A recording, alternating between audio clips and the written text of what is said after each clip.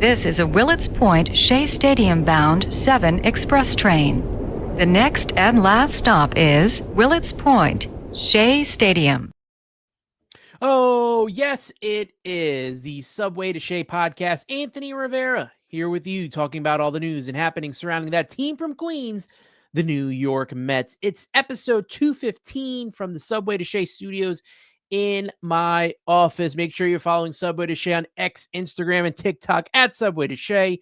You can subscribe to the podcast on Apple Podcasts or Spotify if you like to listen to the show. But if you want to be a part of the chat, be a part of the conversation, you're doing that on YouTube as well as X. So I appreciate everyone coming on. You can support the show on YouTube with the super chats, the super stickers, and all the super thanks that they have out there. So I appreciate everyone for being a part of this. 11 people in the room right off the bat. We got Brad, Armand, G Money Stacks in the room. Appreciate you guys for tuning in. A lot of talk about with the New York Mets after a kind of lost weekend against Cincinnati. And I say that because they really could have buried the Cincinnati Reds in this wild card chase and wild card hunt, and they didn't do that. Again, they continue to struggle against teams that are below them. They took a little bit of a hit losing Luis Torrens as the news came out most recently, and he will be on the IL. Hayden Sanger's back up with the team. A lot of things going on this weekend. Here to join me today on the podcast, a good friend to the show, Greg Prince. Always great having him on and being a part of the show. Writes for Faith and Fear in Flushing, the creator of Faith and Fear in Flushing. You can follow him at Greg_Prince. Greg, it's been a while. How you doing, my friend? I'm fine, Anthony. Thanks for having me on. The last time we talked, it was, I think, the Mets had announced the number retirement for Doc Gooden and Darryl Strawberry, and I thought I'd bring you back on because of the passing of Davey Johnson, which we are going to get into later on in the show, but I thought you were the perfect person to come on and give your thoughts on Davey Johnson as, manager and even as the player back in the day, because there are some correlations with the Mets back then as well in '69. So I want to get your thoughts on that. I want to start off with the Mets, and we got to start off with the pitching. Brandon Sproat made his debut on Sunday against Cincinnati. He pitched 6 innings, gave up 3 hits, 3 runs, 4 walks, and 7 strikeouts on 88 pitches. He didn't give up a hit for the first 5 innings of the game. Then obviously the 6th inning is where everything began to unravel a little bit. Gave up a couple of hits there and some runs. Struck out the final 2 batters of the game, which was very of that inning, which was very encouraging on his way out. What were your impressions of Brandon Sproat's first career start? My impression was, thank you for joining us, Brandon. Welcome to the Mets pitching rotation. We have rolled 3 consecutive 7s, if I have my gambling nomenclature correct here, in bringing up young Mr. McLean, young Mr. Tong, and now young Mr. Sproat. He didn't have the offensive support that Jonah Tong had, certainly, in his debut, where they scored 12 runs in the first 2 innings. Unfortunately, the Mets went up against a very good pitcher in Hunter Green, who shut them down and didn't really allow for much wiggle room for a pitcher finding his way. But really, his way was right in front of him. He looked like he belonged, which I think has been a theme for each of these 3 pitchers who have come up within the last month. Like you said, no hits for 5 innings, a few walks, a bit of an inconsistent strike zone from an umpire named Metz, where somebody's not paying off somebody apparently, but what are you going to do there? And the 6th inning was a little difficult. May not have gotten the defense he needed from Beatty, who had made a nice play for him earlier. So, you're not going to come up aces. Again, more gambling nomenclature for some strange reason, since I don't involve myself in that normally.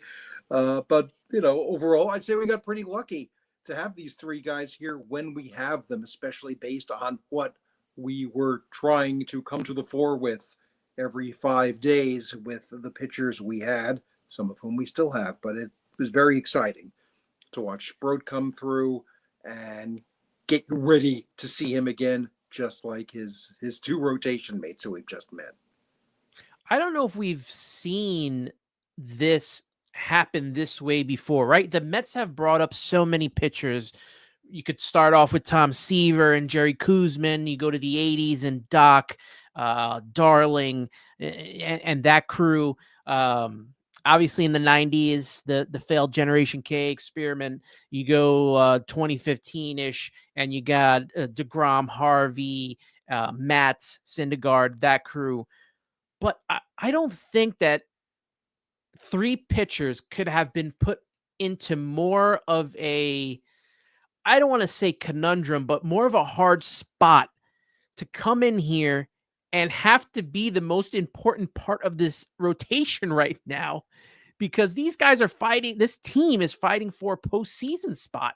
And to have these 3 be, the ones leading the charge, and the composure that we've seen from Nolan McLean so far, what we saw from Sproat on Sunday, even in the struggles that Jonah Tong has had in the first 2 starts, his poise in such a hard and tough position in September. I don't think I've ever seen any Mets pitcher been put through that so far. When the Mets have brought up young pitchers, promising pitchers throughout the decades, it's usually one of 2 situations team-wise. One, it's a team building from the ground up. 1967, Seaver, throw Nolan Ryan in there at the end of 1966, back to stay in 68. Koosman got a shot in 67, back to stay in 68. Those teams weren't going anywhere. They would get there eventually, pretty soon actually. Doc and Darling and Sid Fernandez all came to a team that was just on the cusp of becoming something.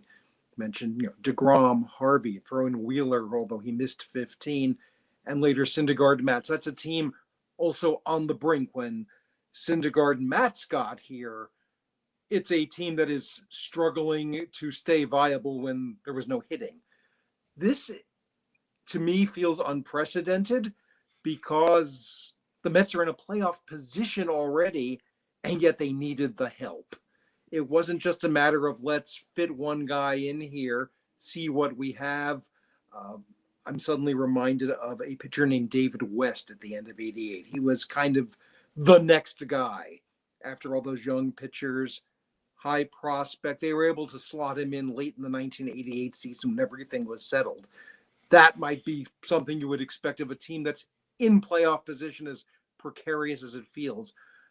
You're putting these 3 kids, in a position to defend essentially a playoff spot, to fend off disaster, to keep the several opponents who are nipping at their heels from nipping any further. So yeah, it's definitely a new spot for young Met pitchers, and like we've said, they have come through. Listen, early in the year, when they were short of pitching, they would either bring up kind of non-prospect X, or the one sort of prospect they had, Blade Tidwell.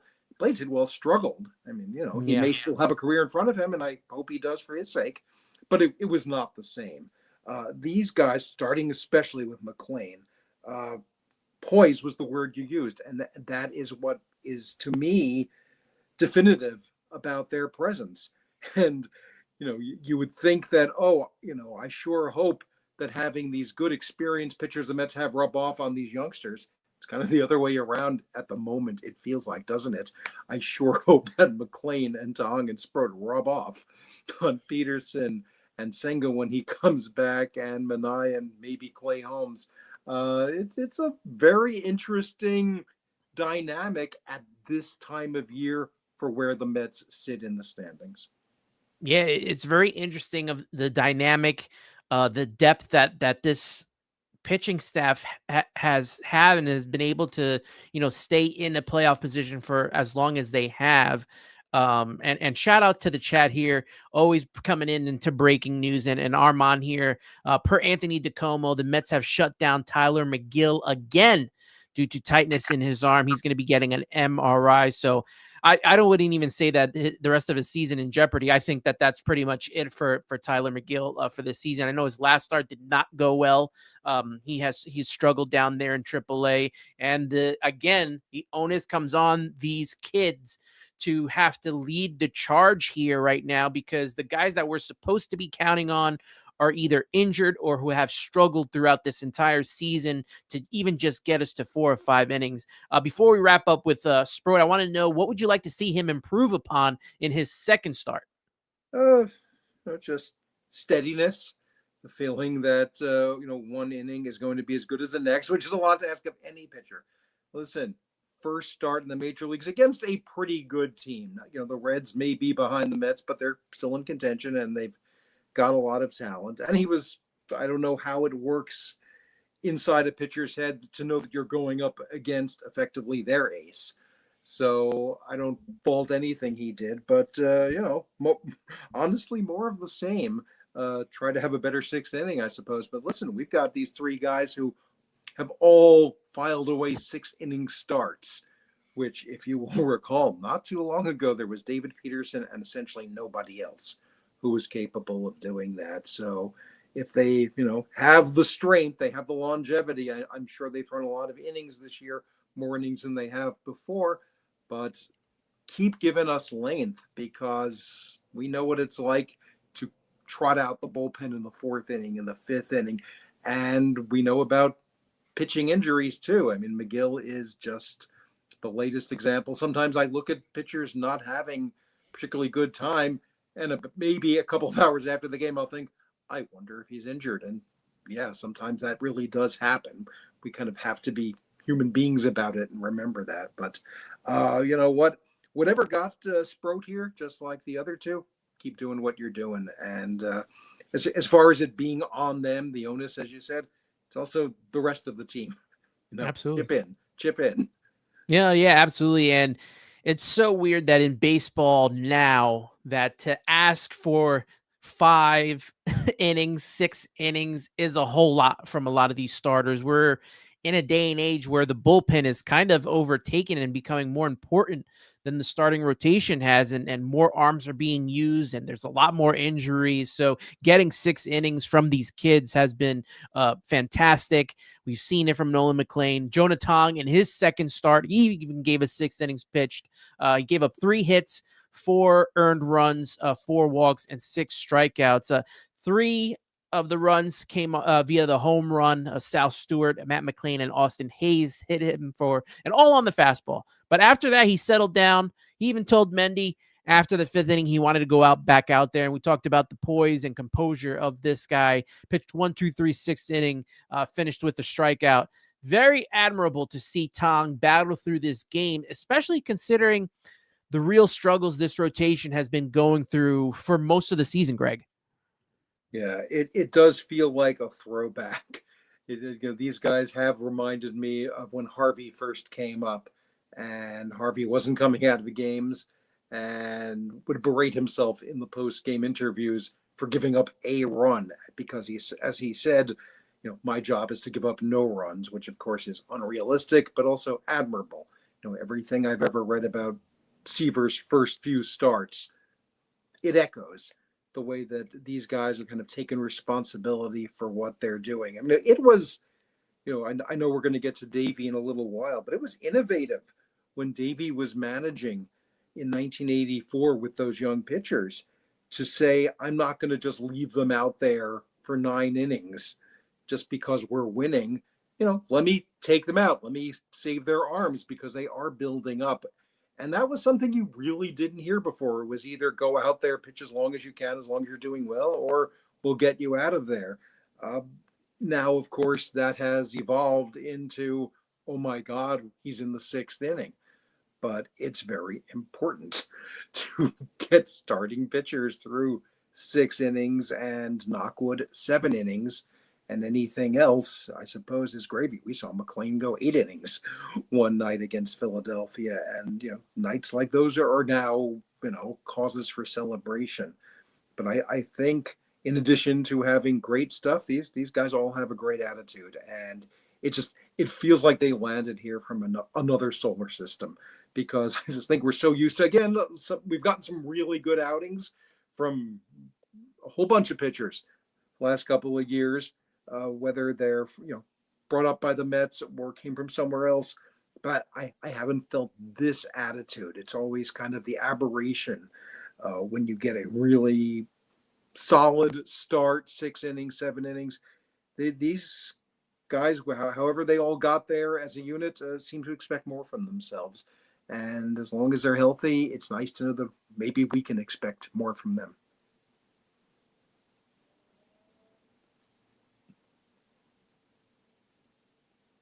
You mentioned Nolan McLean's start of 8 innings pitched against Philadelphia, but I think that his last start is probably his best so far. He only pitched 6 innings against Detroit. He gave up 3 hits, 2 runs in the first inning, 3 walks, 7 strikeouts. He really went through it in that first inning. A little bit of adversity there, giving up the 2 runs, but he battled through and made a quality start, got the win at the end of the day. And I think, to me, that probably is the best one we've seen so far. Just to see him battle through that first inning, that was like the first real adversity, because remember they've been scoring runs for him, so that's been a change of pace for the starting pitching. And here he gets down, I think it was like 2-1, struggled in the first inning, and somehow, some way, was able to turn that around and give us a nice quality start. Yeah, when I was growing up, there was always an insight that Ralph Kiner would share over the air when Tom Seaver pitched, that if you're going to get to the really great pitchers, you have to get to them early. And you would see Seaver have innings like that first inning. And guess what? He didn't come out in the second inning. He didn't come out in the fourth inning. Again, different day and age. And he'd wind up probably pitching 9. Right now, Nolan McLean is for the first time on the verge of living the entire major league experience. There are going to be nights where that first inning becomes the second inning and he still hasn't figured it out. He gave us a hint that those nights are going to be few and far between. But pitching is always a matter of overcoming adversity and moving on. And McLean in that Detroit start definitely showed that's what he can do. And again, to whether it was Seaver, whether it was Gooden, whether it was even DeGrom occasionally, running into trouble, getting out of trouble, and then settling down, figuring out this pitch isn't working, but this pitch will. This will be my approach to this batter, which I didn't use on that batter. All those things that go into making a successful start, and then a string of successful starts. So it was both fascinating and fun in a different way than shutting down Philadelphia for 8 innings was. And again, you got to get to these types of pitchers early, and let us hope that nobody gets to these pitchers early at all. But if they start to, even like I said, Tong the other night from the 5th to the 6th inning, they find a way. This is what good pitchers do, and it's exciting to talk about them. Yeah, finding a way, not only, in these games, but with a playoff spot on the line, as we mentioned earlier, has just been amazing to watch. Big series coming up against Philadelphia, so they'll be tested again in another series. For the whole rest of the season, they're going to be tested and to be counted upon, when the other pitchers in this rotation had not been holding their own. And one of these other guys, Kodai Senga, who got optioned to AAA this past weekend, this season he's 7-6. He's got a 3.02 ERA, but the last 7 games, 0-3, 6.06 ERA in 32 and 2 innings pitched of those 7 games, 35 hits, 22 earned runs, and 19 walk. He hasn't been the same since the hamstring injury while he was covering first, and Pete Alonso overthrew him.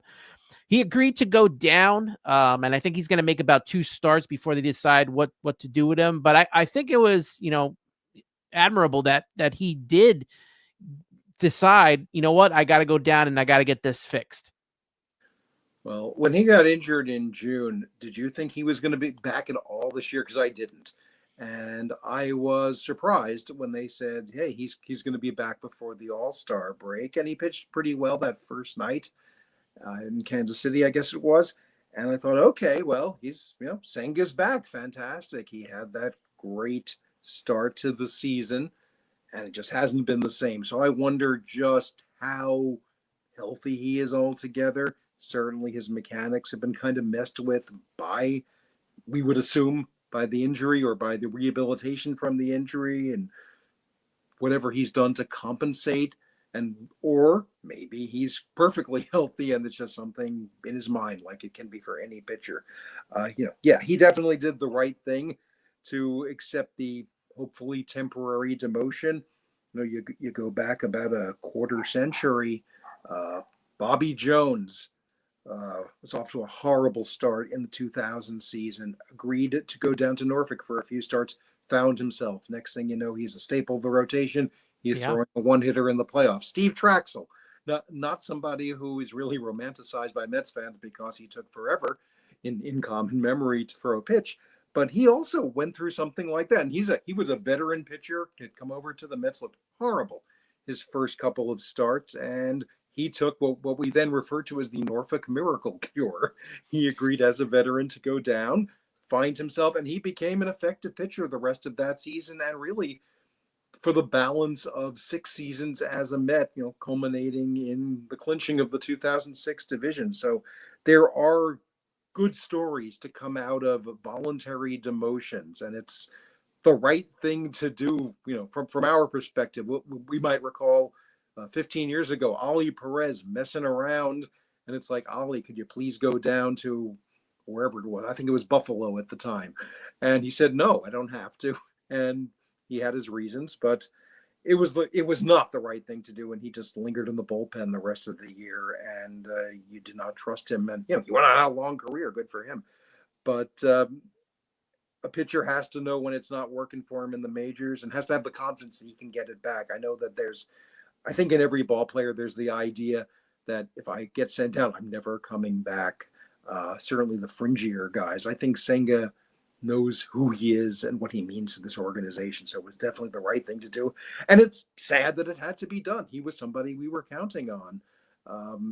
If you could do it with Mania, to be honest, you'd probably do that too. But, somebody's got to take these starts, and you just hope that they can figure it out at the major league level. Steve Traxel, I'm glad you brought him up. That was the one that always comes to my mind in 2001, with the team struggling after, going to the World Series in 2000. They pretty much changed the rotation around. Traxel, I think, started the season 2-10 before he got sent down, comes back up and goes 9-3 the rest of the way to really help this team kind of get themselves back into, postseason contention. Eventually they don't make it, but the going down is not always the worst thing, just to get the kinks out and get yourself back going, especially when you're a veteran pitcher, as Traxel was, as Bobby Jones was, as, Kodai Senga is. This could be the best decision right now, instead of trying to figure it up here, taking more losses and this team not making it to the postseason because of that. Yeah, and it's all the more, if we want to say praiseworthy, I suppose we can, that he's doing it in September. That the Mets they can't say, hey, we'll work things out in the bullpen, or we'll work things out, in the middle of the season, because we're not going anywhere. As we have established, this is a playoff aspiring team. It is a playoff team if we look at the standings. So you can't really mess around in regular season games, regular season starts, and hope things work out. I don't think the minor league season used to last this deep into September, so you wouldn't have had this opportunity. I guess there are instructional leagues and simulated spring training type of things, but as long as you still have some AAA schedule left, you might as well take advantage, and that's what they seem to be doing, and I really hope he finds it. It was really strange last year when they brought him back to pitch in the playoffs, because it just felt like he was coming in from out of nowhere, and it kind of showed. And they were just kind of trying to piece one inning after another together by that point of the postseason. But if you can get him some momentum, and there is a Met postseason, knock wood, it would be nice to have him going in there from a position of strength rather than he's been struggling lately. So these as important as it is, these McLean starts and Tong starts and Sproat starts, these Senga starts in the minor leagues, may be the most important starts of September for us. I like this comment here from Nelson Cruz. It's also the lab and the pitching lab's responsibility to keep these guys healthy also. And that's the other side of the pitching coin. Yeah, it has. The pitching lab is a wondrous thing and a vexing thing, I suppose. And we don't really know all that goes into making Met pitchers better or making them good. The early in the season, weren't we counting our blessings for Griffin Canning, for example, guy who I have not thought of in weeks probably, or Tyler McGill, who looked better than ever at the beginning of the season, or that we were getting, a closer becoming our opening day starter and proving himself worthy start after start in Clay Holmes. So I think it's just an ongoing experiment if it's the lab that we want to talk about. They've obviously had some successes, some short-term successes, maybe not some long-term successes. Maybe these three pitchers we've called up are their best work, and there's more to come. So it will be, it's hard to like sit back and take the long view in the middle of a playoff race, but it will be kind of interesting to see what else happens where that's concerned, next year and the years beyond. We don't care about next year right now. We're in September, for goodness sake. Our focus is on what's on the mound in front of us, but I do believe there's more to be learned. Maureen in the comments saying, I hope Senga can figure it out. We need him these last few weeks. And now I want to ask you this question. Do you agree with this statement? For this team to make a deep run into the postseason, Kodai Senga needs to be on this roster and get himself right if they're going to make a deep run here. Yeah, we need the Kodai Senga we saw the first few months. We need the Kodai Senga we saw in 2023. That is a beguiling pitcher. That's an established pitcher when you throw in his experience in Japan. Kind of thing we haven't had this year because we haven't had the Sean Manaea from last year. If we had the Sean Manaea from last year, we know who's starting the first game of whatever series it's going to be. If we had the David Peterson of the first half, we would know who's going to be pitching the second game of whatever series we're going to be in. Everybody has sort of backtracked, which is whether it's physical, whether it's wear and tear, whether there's some mental block, whether it's batters and the hitting labs, shall we say, on other teams figuring things out about these pitchers. If it's one big game of chess, the Mets have to make the next move. So sure, the Kodai Senga, who we knew and loved and hopefully will know and love again, probably has to be there. If the postseason started today, Mets are in the wild card. I think the final wild card spot right now. Who is in your starting rotation? Who are the three pitchers that are going for you right now? Well, given the tenor of this conversation, there's no way I can say it's McLean, Tong, and Sproat. I don't know that that's completely realistic. We're basing it on small sample sizes. I have to believe David Peterson is one of your first two pitchers. I have to believe McLean is one of your first two pitchers. And after that, it's, whoever is going well, whoever gives you the most confidence. If you have anything on matchups, I think that will be important. I don't want to write off Sean Manaea just yet. He was there last year. He was important to this team. I don't know what exactly to expect about Clay Holmes because, he's in uncharted territory as a former relief pitcher who's pitched this long and, is the one guy along with Peterson who's been in the rotation all year and hasn't pitched badly for the most part. He hasn't pitched great, but he's the kind of guy who you would be thrilled to have as a fourth starter. But you're asking me about the first three starters.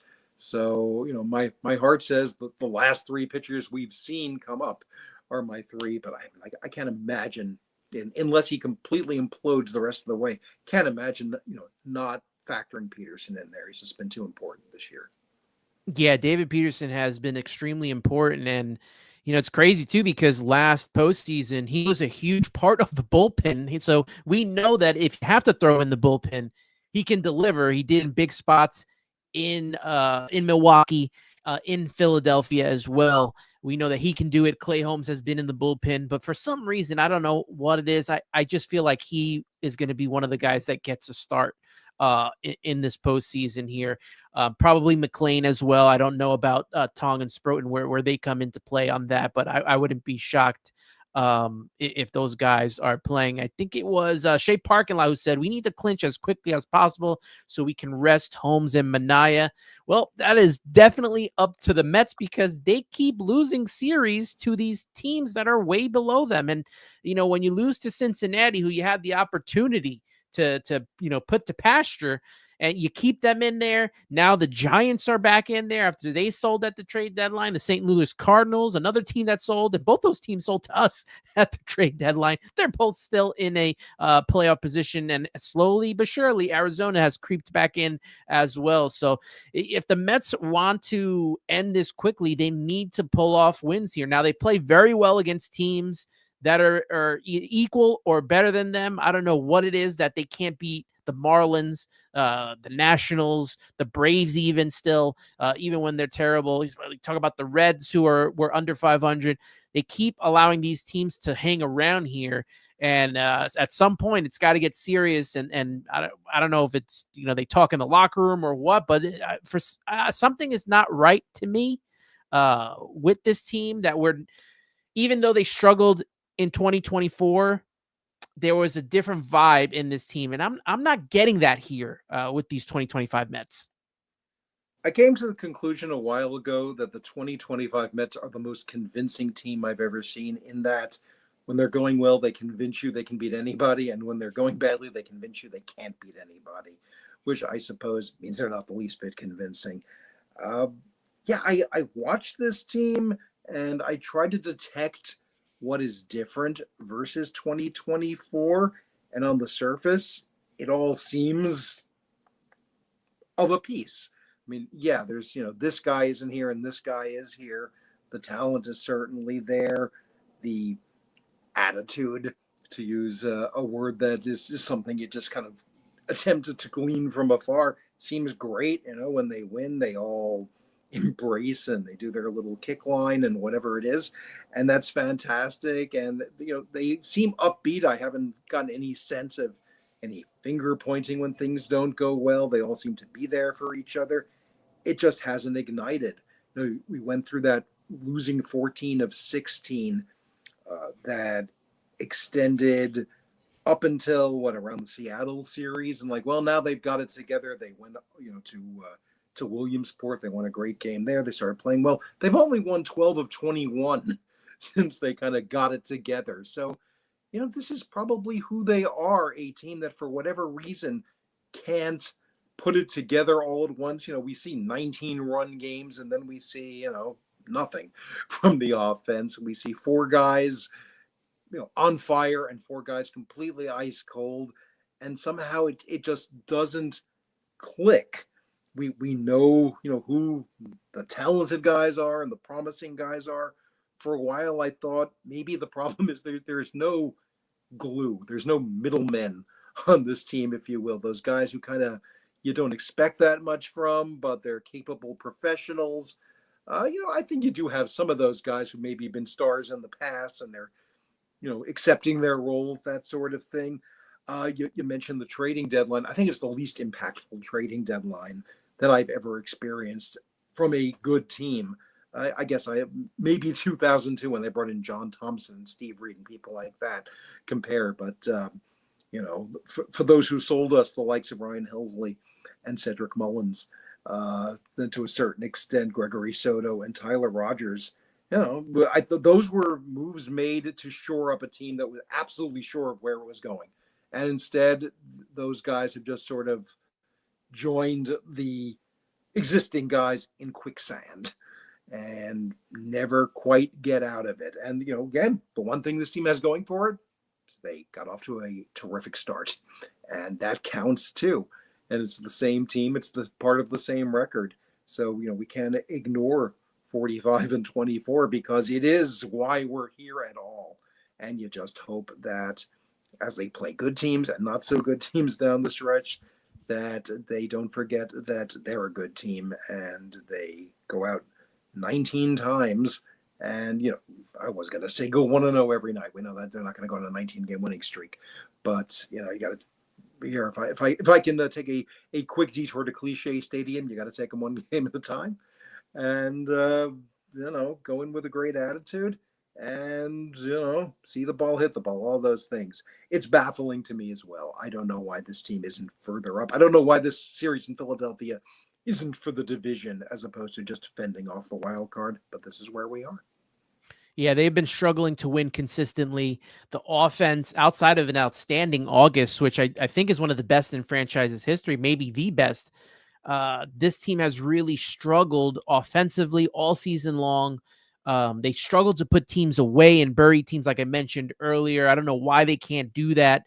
I think G Money Stacks mentioned maybe it was the schedule, but I mean, everyone's going through the same type of schedules and same type of travels.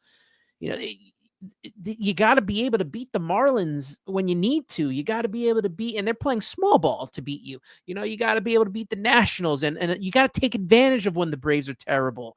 You got to beat these teams that are, below you in the standings, and they just haven't been able to do it this season. You mentioned the trade deadline, and on paper, to me, I thought this was a really good trade deadline as Stearns, really zoned in on the pieces that he needed outside of not getting a starting pitcher, but we know why now. He was bringing up the kids, but bringing in Cedric Mullins because the Mets needed a center fielder to go with Tyrone Taylor, bringing in Helsley and Tyler Rogers and Gregory Soto for the bullpen to help reinforcements.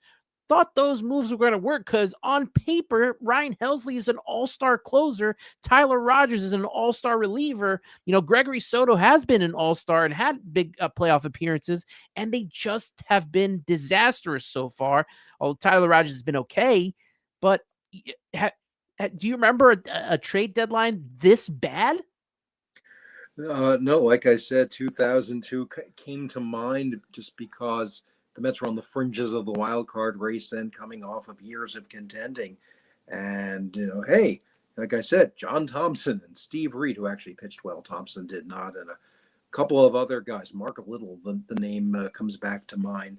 But, that was a team that wasn't this team. This team has, got off to the great start that, the 2002 Mets did not. And, about July 31st, I think we still had designs on the division title.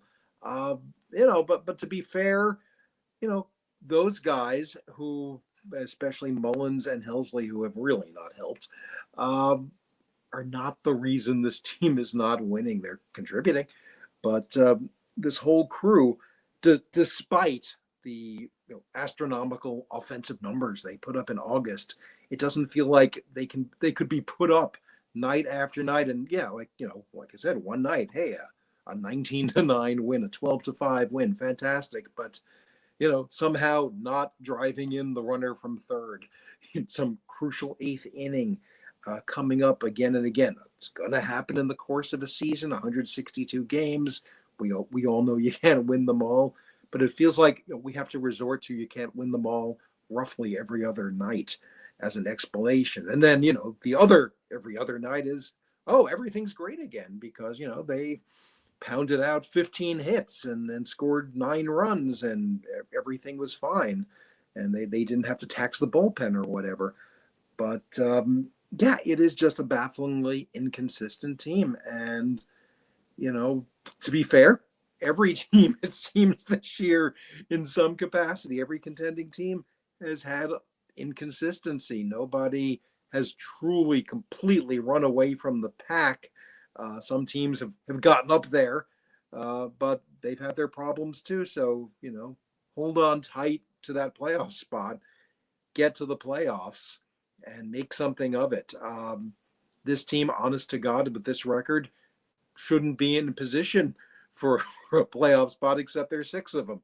And because there's 6 of them, the Mets are in okay shape, but they should be in better shape. Again, once they get there, I don't want to assume anything, but trusting that they do, we'll embrace that. There's no reason to critique a team that as disappointing if it gets to the playoffs before the playoffs, but they got to get there first. And they are, it feels the NFL season has started. It feels like they're playing prevent defense in some Yeah. cosmic way, and instead of charging into the end zone of October. It's basically now get in by any means necessary. And, the offense here, it's hit or miss. It's all or nothing. It feels like I remember going to games, and this goes into last year as well in 2023. Anytime I remember, going to a game the night before, if this team scored 10 or 12 runs, I knew that we were not getting any runs the day that I was going to the game. And it was just, they cannot score after scoring 10 or more runs or 5 or 6 or more runs. They would always struggle the next night after. I don't know why they have just not been able to put together consistently. You always have to count on your core guys, obviously. And Soto has kind of really turned in a great year right now. I know he hasn't been clutch all season long, but he's really turned it on lately. Lindor's had his struggles. Alonso's had his struggles. Nimmo's had his struggles. McNeil has been one of the more consistent batters on the team, although he has struggles sometimes as well. And then you were counting on the kids to give you more than you thought with Francisco Alvarez, getting injured multiple times. Mark Vientos got off to one of the worst starts probably for him, kind of more like a sophomore slump here, but has turned it on. And, you can talk about center field and whether it's Mullins or Tyrone Taylor and not being able to provide any offense in that front. This team has really struggled, but it's been the pitching. And I want to go back to the pitching and start talking about the bullpen here because it's just been, suffering. The bullpen has suffered because of the rotation since earlier on in the season, not being able to go more than 4 or 5 innings for most of the starts. You mentioned David Peterson, and that was pretty much it for most of this season. Outside of Edwin Diaz, who still has some shaky outings himself, but has been mostly great. Outside of Brooks Raley and maybe Tyler Rogers, he's been okay. The rest of this bullpen has been disappointing for most of the season, except for when you bring in a guy like Chris Davinsky to pitch an inning or two, or Justin Hageman, Waddell. You bring in a couple of these guys every so often, but they're shipped in, they're shipped out, and there's no consistency. Yeah, well, the whole bullpen has just been leaned on so heavily, and I think it has allowed so little margin for error. You're right. Rogers has pitched better than okay, and I think Soto has pitched better than okay, but it just puts an emphasis on the one bad outing they have, the one ball that falls in, because there is so little margin for error in the games that they come into, and they're coming into them earlier than you'd like because the starters aren't going far enough. You mentioned Davinsky and Hagenman and Waddell. I'll throw in the no longer in the organization Jose Castillo, who seemed to do perfectly fine. His numbers were perfectly fine, and they designated him for assignment because you just got to keep shuffling guys in and out, which just seems to be the nature of the beast, the way rosters are constructed these days. And I found myself thinking, I know why we've held on to Ryan Helsley, that he was a big acquisition. He has a big arm and he has a track record. And who's Jose Castillo? You know what? I'd rather have Jose Castillo here. You could have let Ryan Helsley take a walk. And, Well, again, the same thing goes along with Ryan Stanek. And I was a guy that was like, hey, you know what? Just get to the postseason. And Ryan Stanek, he's has career numbers in the postseason. That's a guy you want. He helped with Edwin Diaz last postseason when we needed bullpen help. This season, he's got a 5.44 ERA. I thought with a lot of like other Mets fans, keep him on the roster, just get us to the postseason. But we're coming down to the stretch now where he is not performing at all and is more costing this team, that there's a possibility that they don't make the postseason. Like, what would you do at Ryan Stanek right now? He's been really bad. They're going to have to make decisions because they're going to have 13 pitchers on the postseason roster, presumably. And in the division series, the wild card series, you probably have a little bit of leeway because you may want to leave a starter off because you're not going to use more than 3 starters by definition. But should you get past that, or should you decide, we're going to put one of our starters in the bullpen for these 3 games in that round, Somebody who's been there a lot is going to get bounced, and it may very well be Stanek. I don't know what he has done to merit an automatic invitation to the tournament, shall we say. It's odd. He's actually been one of the only two relievers, him and Diaz, who've been there on the roster every single day since opening day.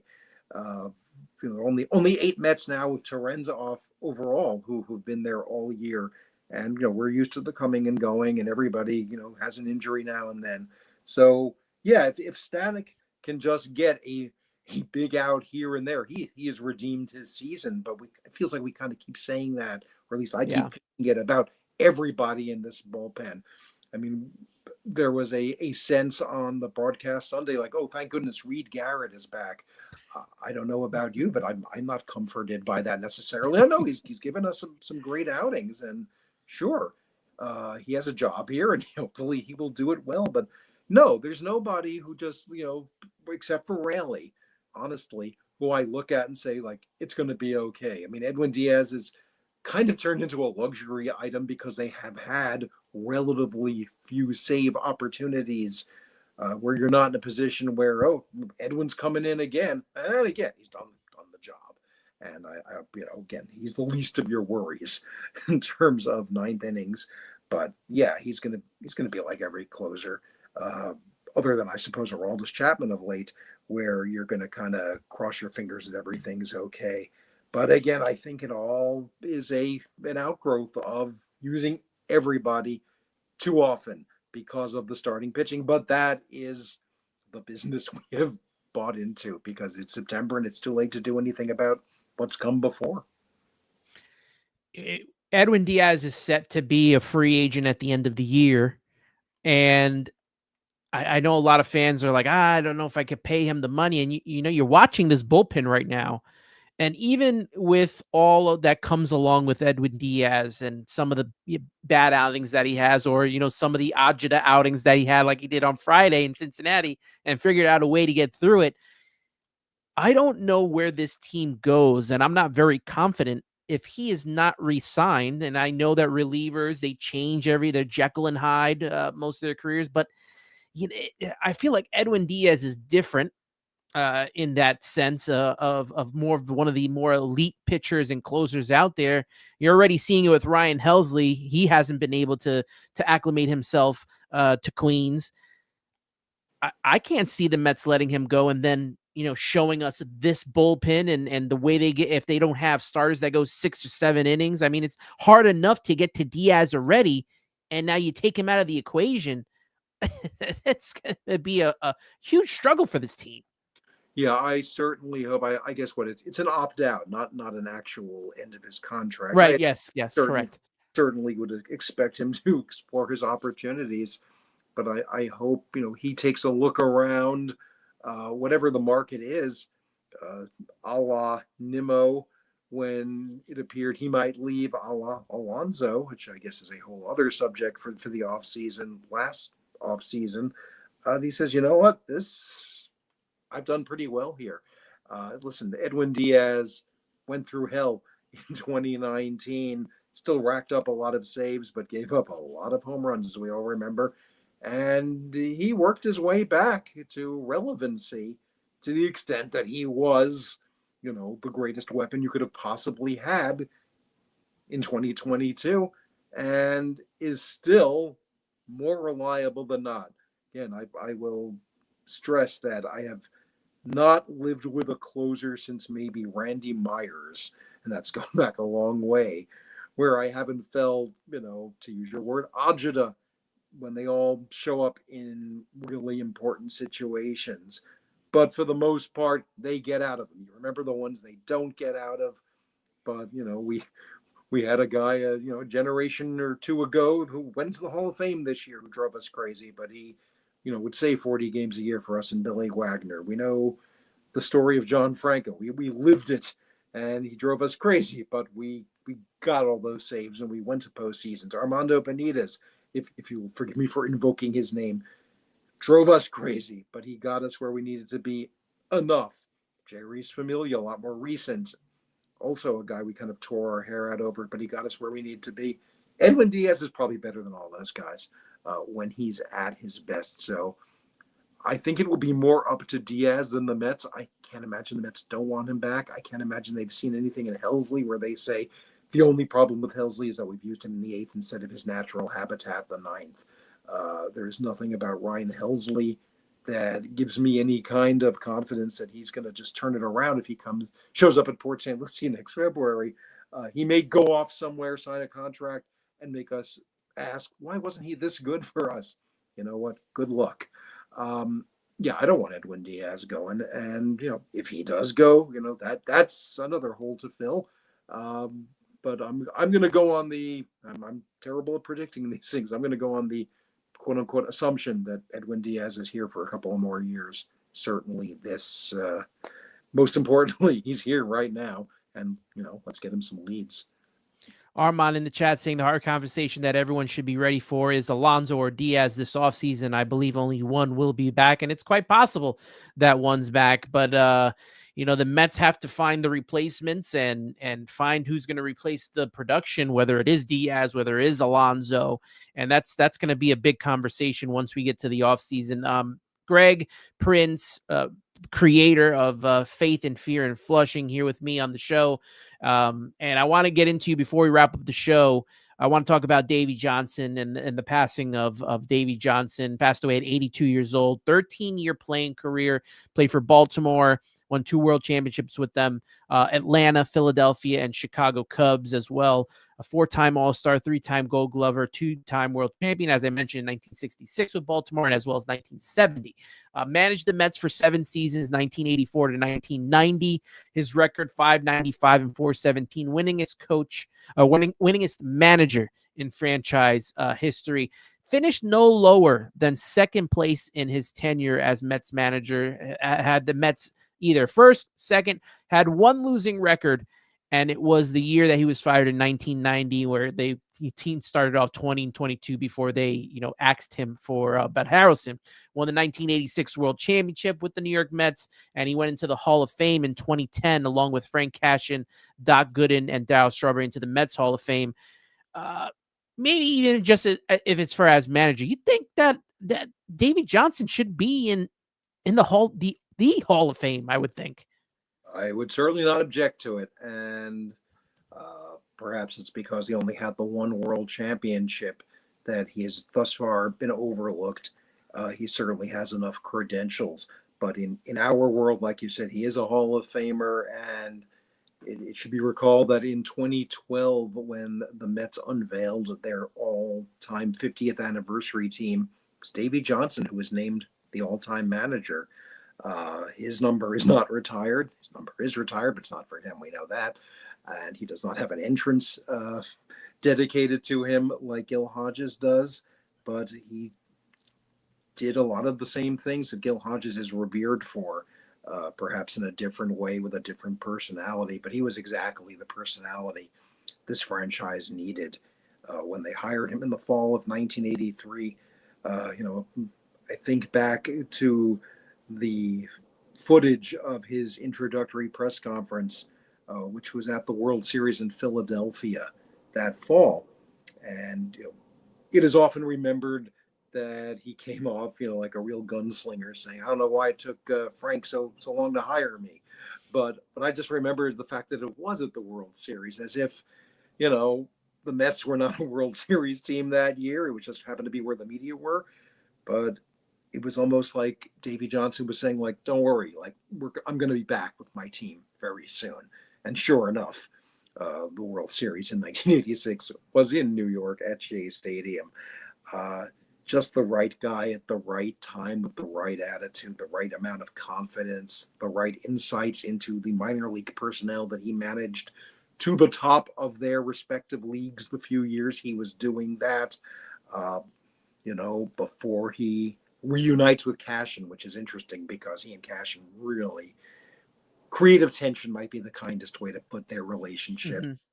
I think by 1990 at 20-22, which is not much of a sample size, I think Cashin was just looking for the final excuse to rid himself of Davey Johnson. But, again, success in Baltimore as a player, the Atlanta setting the all-time second base home run record, which stood for a long time. And then he goes to Japan, by the way. He bats behind Sadahara shortly after batting behind Henry Aaron. There's something of a not just a charmed life in his case, but a guy who can kind of do a little bit of everything in a baseball life, off the baseball grid. The first analytics manager before anybody used the word analytics, the first guy to use a computer and at least make a big deal out of it. Because, again, 1984, you're first introducing the Apple II, I think it was. This famous Super Bowl commercial, people are like, what the hell is that? Davey Johnson, very comfortable bringing that aspect into managing, but at the same time, never losing the human touch. There's a game in 1984 that springs to mind where it's a back and forth affair with the Phillies, and Rusty Staub has a terrible record against a reliever named Bill Campbell for the Phillies. And he brings up Rusty Staub to pinch hit, and he drives in the game-winning runs. And he's asked afterwards, why'd you bring in Rusty Staub there? He said, I had a hunch. It's just the sort of thing that Davey would do in his whole, especially 86, kind of culminated in that, where he said, what do we have that's good here? We have really good hitters. Really, other than Hernandez and Carter, we don't necessarily have great defense. I'm going to emphasize the hitting. I'm going to play Howard Johnson at shortstop. I'm going to play Kevin Mitchell at shortstop.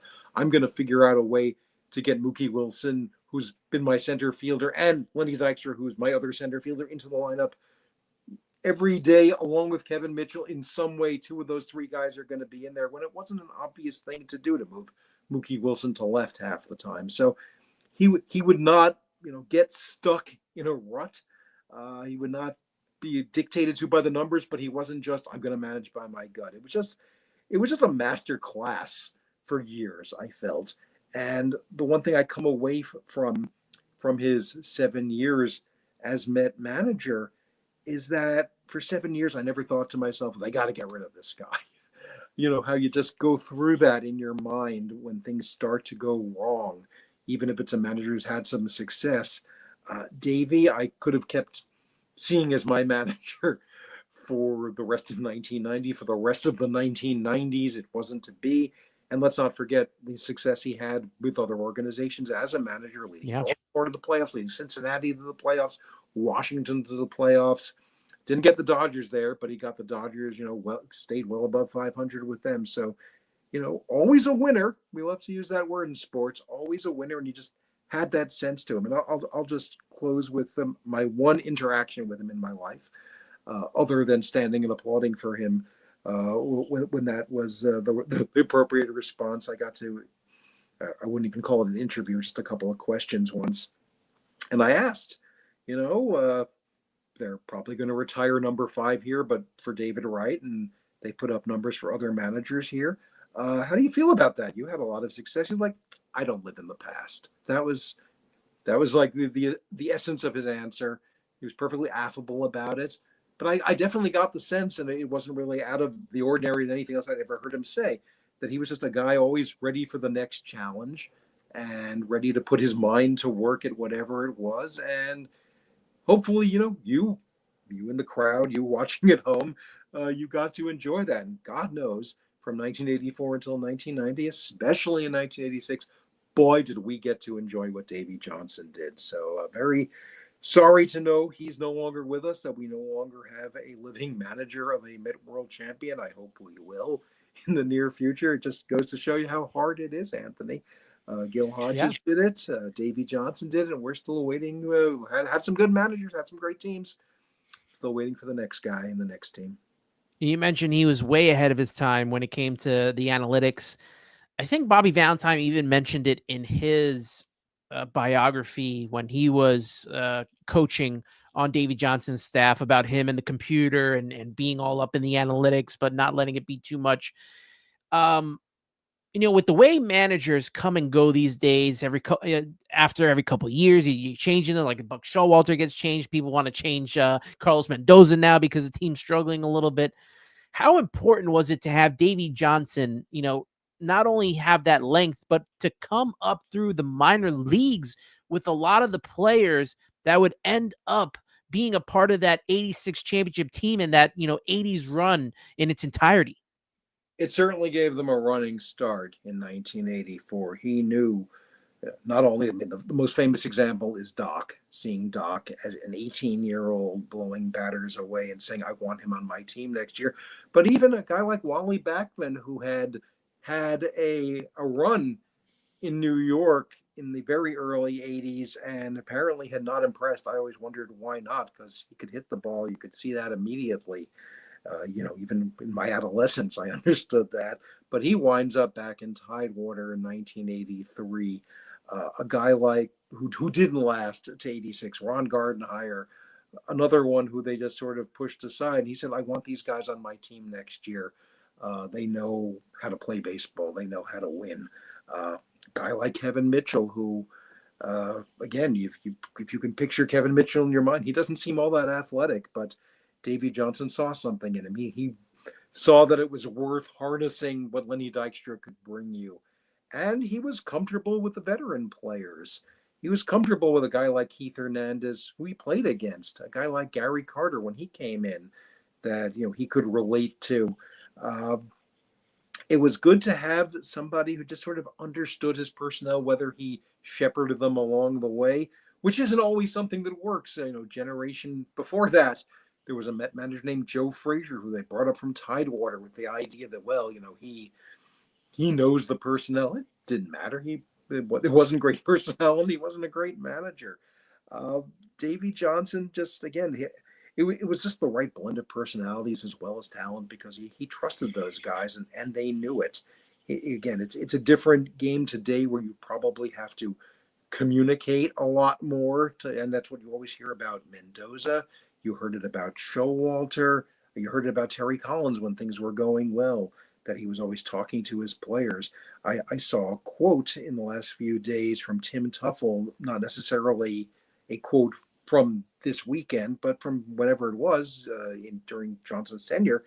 Davey communicates through his lineup card. In other words, you're playing or you're not playing. But players also kind of knew their roles. We always talk about Gil Hodges as being the great platoonist manager, sharing a lot of positions. Davey did that too. Tuffle and Backman, like I said, Mookstra, if you will, getting Mitchell in there, being able to work Danny Heap in there when George Foster was faltering. And of course, Knight and Hojo, when you leaned on one and didn't lean on the other, when you leaned on the both and you found spots for both of them. So and by the way, I'll just throw this in. It was a 24-man roster in those years, 86 to 89. So you were dealing with a longer bench than you have today because you didn't have as many pitchers, but you still had fewer options. There were times he used Rick Aguilera, pitcher, as a pinch hitter. And it wasn't just to be cute. It's like, this game is getting on. I need to use my best hitting pitcher. So, he was in the game. And he did bring up Doc a little early, knew he was ready and in 84. And that ended up being one of the best moves and biggest moves to jumpstart his tenure as the manager. In his 2018 book, My Wild Ride in Baseball and Beyond, Davey Johnson said about his style of managing the Mets that I just let everybody do their thing. Now, that was a good thing with this team, but also kind of a detriment to, the guys like Darryl Strawberry as well as Doc Gooden, who went through their personal issues and weren't able to, stick and click with the Mets for what should have been their entire careers. Yeah, I don't know how it works, how your supervisor at work would keep you from your demons necessarily. Perhaps he should have seen more. Perhaps somebody else in the organization should have, reached a hand out and said, what are you doing there? I think his job was to manage a baseball team to wins on the field. And you would hope that he would do right by all his players. So I don't really, put responsibility for what happened with Gooden and Strawberry off the field on Davey Johnson. It may have been a collective organizational failure to not recognize what was going on. But, to this day, we hear from both Strawberry and Gooden about how much they appreciated Davey as a manager and as a human being. So I would, again, with the caveat that, you can't walk a mile in somebody else's shoes. Yeah. It seemed to work out for the best where it needed to work out for the best as a baseball team. And the fact that, again, there are people who I suppose could have just kept to themselves this weekend who did nothing but sing the praises of Davey Johnson from their experiences being managed by him. So all around, and definitely, again, Doc Gooden, 19 years old, is not an obvious call up or promotion at the outset of the 1984 season. It changes the complexion of the pitching staff completely. It changes the outlook for that team completely, and that team is no longer that, oh my God, we're going to finish last, and if we're lucky, we'll finish next to last team that we went through for No, so they many won years. 90 games. Yeah, and nobody expected it. Maybe Johnson expected it, I think. The rest of us were just thinking, well, maybe we'll be a little better this year. That team's in first place at the end of July. And it just sort of ran out of experience, let's say, against the Cubs. But, it was on its way. And, would have been nice to have won a few more later on in 87 or 88 and clear to when he had to leave in 1990. There are other teams on the field too, and sometimes it doesn't work out. But again, that was a golden era, and right at the head of making it golden was Davey Johnson. Last thing on Davey Johnson, and Maureen mentioned it in the chat as well. Davey and Bud Harrelson have that distinction of being a part of both Mets World Series teams. Obviously, Harrelson was on both World Championship teams, but Davey made the final out of the 1969 World Series, that catch by Cleon Jones, where he bends to the knee to make the final catch of the out. And, he wins the 1986 World Champion. I know 69 is the Miracle Mets, but, 86 was somewhat of a miracle itself, considering what was going on in Game 6. Yeah, 86 decided it was just too easy being a dominant Mets team. It's not characteristic. Let's make this miraculous. Hey, let's throw Tom Seaver in there as well. Tom Seaver is on the bench for the Boston Red Sox and not pitching instead of Al Nipper. And who knows what happens then. But yeah, Davey would be a part of Met history, whether he had ever managed a day for the Mets or not, because he would be Marty Barrett, and Davey Johnson would be a trivia answer. As it happens, it is just kind of trivial that he was the Oriole that made that last out. Those Oriole teams were so good. Mm-hmm. You mentioned 2 World Championships, 4 pennants. When they inaugurated division play, they won practically every year in the first bunch of years that there was an American League East. And Davey was a big part of that, along with Frank Robinson, Brooks Robinson, Jim Palmer, all those guys. So it just goes to show you that he was, for somebody who never struck me as a quote unquote baseball lifer, a guy who kind of hangs around the game or just decides that this is all I can do. This is a guy who had an incredible baseball life. And because of it, I think we had an incredible baseball life, certainly when he was here and whenever we reflect upon it. Greg, I can't thank you enough for being a part of the show today. It's always great to chat with you, as well as see you at the Queens Baseball Convention. Let everyone know what you got coming up, what you got working on, and you want to share any social media or anything that you got. Well, if you happen to be in the area of Levittown on Long Island next Monday, September 15th at noon, I'm your lunchtime speaker. I'm going to talk about the Mets, Mets present, Mets past, whatever comes to mind. I did that last year. It's always fun to get together with the folks in Levittown. Otherwise, me and my friend and co-creator of Faith and Fear in Flushing, Jason Fry, continue to cover this pennant race and this team from hopefully tonight in Philadelphia, clear to the Canyon of Heroes. We should be so lucky, right? But we're there every day and night with this team and have some ideas what to do with the off season. Hopefully, once we dust the confetti out of our hair, but mostly, like you said, at Greg_Prince on X and whatever the hell I am on Blue Sky. I'm there. I don't remember what I am. But the one thing I like to do is let you know every time a Met debuts where he comes in overall on the Met roster. I think we're up to number 1286. We've had 1,286 Mets, and I have been counting them off since somewhere between 1,000 and 1,100 in 2019, and that's a fun thing.